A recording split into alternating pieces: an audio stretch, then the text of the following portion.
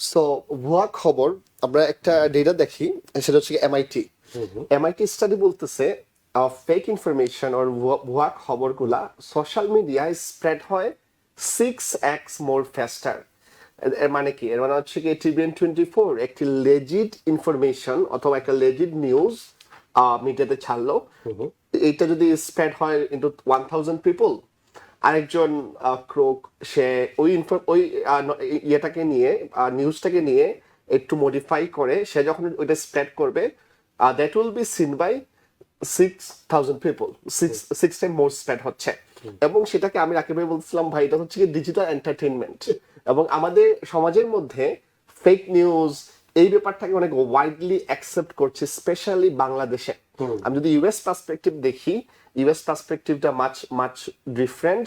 এখানে মানুষজনকে আপনি দেখতে পারবেন না কেউ ফেক নিউজ শেয়ার দিতে, কিন্তু বাংলাদেশে আমি যেটা দেখেছি সেটা হচ্ছে গিয়ে মানুষজন ফেক নিউজটা শেয়ার দিচ্ছে আর একটু মজা করার জন্য, এবং এইভাবে কিন্তু এই ফেক নিউজটাই মানে বিশ্বাস করে নর্মালাইজ ফেলছে হয়ে অনেক যাচ্ছে সময়, হ্যাঁ। এবং একটা একটা ইন্ডাস্ট্রিতে নর্মালাইজ হয়ে যাচ্ছে। এটা খুবই থ্রেটেনিং।